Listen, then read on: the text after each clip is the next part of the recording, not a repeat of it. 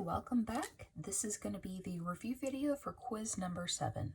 This quiz had 5 different questions, and one of the questions was a Root Locus sketch upload question. So real quick, we'll go through questions 1 through 4, and then we'll explain the steps to sketching in question number 5. Okay, so question number 1, we had the plant transfer function given to us, and we can see that we have s squared, s minus 5 on the numerator, and s to the 4th power minus 64 on the denominator. Okay, so first of all, you are given 6 statements. Some of them are true and some of them are false, and you are told to mark all of the correct ones, and that there are 3 total correct ones. So make sure that you mark 3. That's what you were told to do. Okay, so if we go through here, we can see that the first one is GP has 4 poles and 3 zeros. So if we examine GP, we have an s squared and an s minus 5. That is 3 zeros. And on the denominator, s to the 4th power minus 64. So if we were to solve for that, we should get 4 different roots. So that would be 4 poles. Okay, so that one is correct. So we mark that one correct. The statement number 2, GP has no free s. So if we look at the denominator, we see that we have no single s or s to a power out here by itself. So there is no free s. That is correct. Okay. Statement number 3, GP is physically realizable. So does it adhere to an m equal to or less than the power of n? So m is the power on the top for the zeros, n is the power on the denominator for the poles. So is n less than or equal to, or m less than or equal to n? So m equals 3, n equals 4. Is 3 less than or equal to 4? Yes. So it is physically realizable. Okay. Statement number 4, GP has an incompensable instability in this expression. A control cannot be designed for the plant. There is nothing wrong about this expression with GP. So this statement is incorrect. Statement number 5, GP donates 2 negative free s's, and GC must be designed with 2 free s's even for the stability case. This is not correct. We discussed this a few times in the lecture. We don't need to compensate for any zeros at the origin in this case. GP has 3 poles and 4 zeros in statement number 6. So that's the opposite of statement number 1. Statement number 1 is correct. Statement number 6 is incorrect. So those are your 3. 1, 2, and 3 were the correct statements for this one. Okay, question number 2. The Vannevar-Bush math flow diagram construction procedure begins with dividing all derivative terms to obtain a ratio format. Okay, we do not do this. That's not the first step. We don't do that step in the procedure at any point. That's not a part of it. So this statement was false. Okay, the first step in the procedure is actually getting all of the derivative terms on the left-hand side of the equation and all of the non-derivative terms over on the right-hand side. That's the first step, and then after that, you would integrate, then refactor the equation from there back to step number 1, getting all of the derivatives on the left-hand side, non-derivatives on the right-hand side, and you just repeat that procedure until you're left with no derivatives on the left-hand side. At that point, you can construct the math flow diagram. Okay. Question number 3. If there are no input derivative terms, the Vannevar-Bush nested integration math flow diagram will look like the phase variable math flow diagram. So this is actually true. This was a true-false question, but I feel like because of the examples we worked, this was a bit confusing. So I tried to compare and contrast this in the lecture, but I think that this question in particular was just confusing. It was only worth 1 point if I'm remembering correctly, but if you attempted this question, you got the point. And if it was wrong, then I left you a statement there explaining why. Okay, question number 4. So listed below in this question, for question number 4, there are 4 root locus sketching rules. So we discussed 7. Okay, the best rule out of the 4 choices that we discussed to use when beginning a root locus sketch, so the one you would start out, given these 4 choices, start with, is either pole 0 equality rule, establishes possible branch stopping points, center of gravity rule, conserves the sum of all closed loop roots for certain systems, and this happens when we have the n minus m is greater than or equal to 2, collision rule, this shows branch deflections, particularly on the real axis, and then the real axis rule. So when we have anything on the real axis, polar 0 or a combination of those, then we would fill in the branches from the real axis using this rule. Okay, so we said several times in the lecture that if you have anything on the real axis, start with the real axis rule. Okay, so this was the correct answer. Okay, question number 5. This was the sketching question and required you to upload.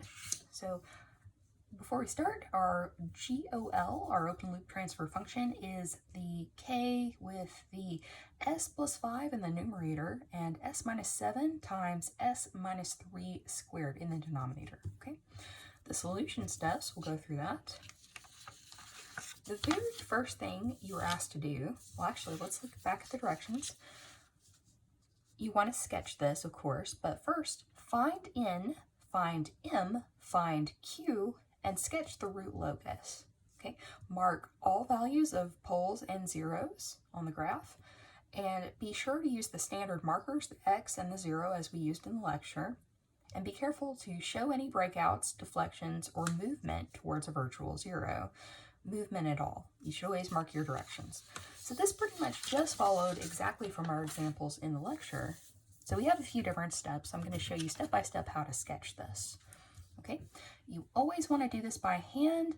There are root locus calculators on the internet, and there is MATLAB, but if you do it by hand first, you can use MATLAB to check your work, but doing it by hand first, that's the best way. Okay, there are root locus calculators that you can plug this in, and they will give you something wrong because they're making assumptions. You have to know the software, okay? MATLAB is usually very good about this, but then that still doesn't save you from making like a typo or something like that. So always do it by hand first, and that way you can compare, okay? All right, so let's start out by finding m. M is the value of the number of zeros. So zeros are the roots on the numerator here. We have 1, 0, so m is 1. M is not the value of the 0. M is just the number of zeros, okay? Same with n. N is the number of poles, so we have 3 poles. Now in this case, it does happen that there are poles at 3, so these numbers are the same for that, but that's just a coincidence for this. So make sure you know that distinction. Several folks made that mistake right there.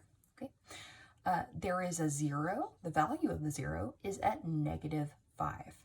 The value of the poles is at 7 plus 3 and plus 3. So all of these are positive. Okay, then we can calculate Q. Q is n minus m, and so we make that subtraction, and we have 2, and that tells us the number of virtual zeros. Okay, so we expect that at some point we're going to have a deflection. Okay, so we can start our locus. The first step to sketching, we would mark all these points. Okay, so we have a double pole. We have plus 3 and plus 3. Those are 2 of our poles. They're at the same point. Make sure you make that double crosshatch. Make it very obvious that you have 2 poles at this point, okay? All right, and then the 0 is the circle, and we have the other pole at +7. Okay, so that completes the first step of sketching. All right, so step number 2, you have things happening on the real axis. You have poles and zeros in this case. So we can apply the real axis rule, just like our earlier question suggested. Okay, So if we move our pencil across here, and we are looking for the number of odd points, odd poles plus zeros, if we look rightward. Okay, so we're moving leftward, looking rightward.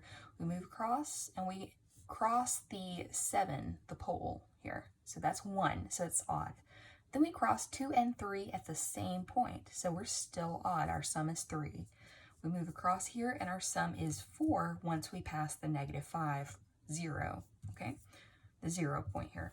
So we can fill in the branch all the way over here, okay? There is really no point where we have to stop. Now, if these two poles didn't happen on the same point, if they were separated, we would have a gap here, okay? But that's not the case for our particular problem, okay?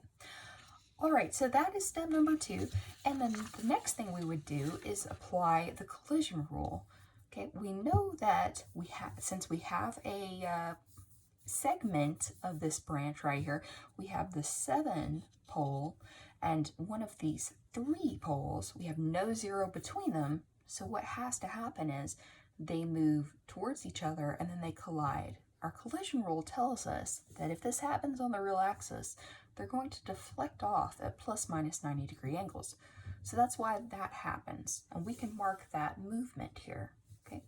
So that reveals the movement of one of these poles and this pole. So they deflect off, and then since our Q is equal to 2, we have our 2 virtual zeros, we know that this is expected, okay? That leaves one of these poles out here at 3, the other one that doesn't move this way and collide, to move towards this real 0. So you needed this direction as well indicated. You can actually fill in all of this at this point. Now the only other thing left to do is to find this point right here where we actually break out of the real axis. So these poles are moving towards each other, they collide per the collision rule, and they deflect off ±90-degree angles. Okay, there is a point alpha here that we can find through the breakout, break-in, breakaway, whatever you want to call it, formula. So our value n is our numerator from our GOL. D is the denominator from the GOL. So we just look back at the transfer function here, and we have the s plus 5 and the s minus 7, s minus 3 squared. Okay, we fill that in. We take the derivatives for the numerator and the denominator independently. We plug it all into the formula, and you should have this third order polynomial. Okay, now you can solve for the roots from this. That's what we want to get to. We set it equal to 0 per the formula, and we solve for the roots. And there are several ways to do that. You can do that with a calculator. You can do that with MATLAB or any kind of symbolic solver. Okay, I assume everyone knows how to do that, so I'm not worried about you using a calculator or anything for that. That's totally fine. So you have 3 roots that you end up with, and now we want to evaluate which one makes sense per our sketch.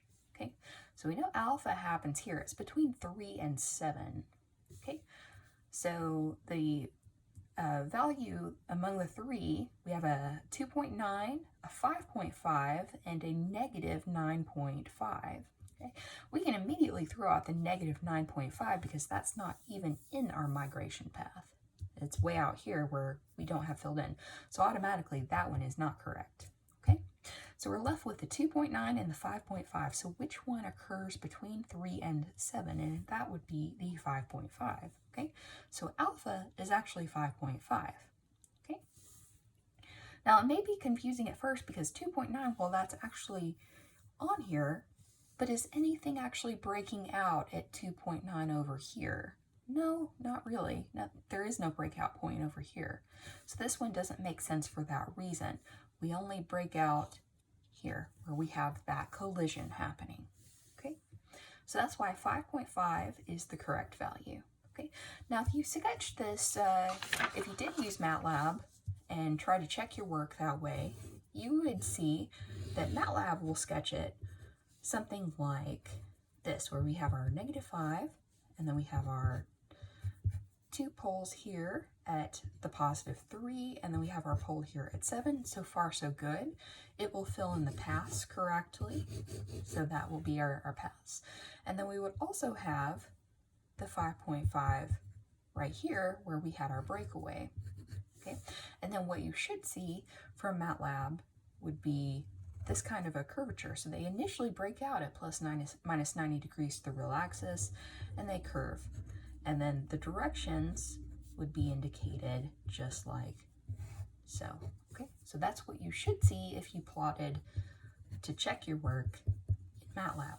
Now, the curvatures, so we do have the angle of asymptotes, the angle formula that we could use to calculate that. I did mention that in the lecture, although we didn't actually apply it in any examples. You can use that. I didn't ask for it here, but that's where that's coming from. Okay, so if you drew it just like so, that was sufficient. Okay, now one thing I would see, many people got to this point, they had the formula correct, they even had a very reasonable sketch, but in solving for these roots, something went wrong, and so you ended up with the wrong roots, and so that then affected your plot. That was minor. I only took off 1 point if something very, very simple happened like that. But make sure you go back and that you can solve this with whatever method you are using and get the correct answer so that you don't make the same mistake on either the next homework set or the final exam, okay?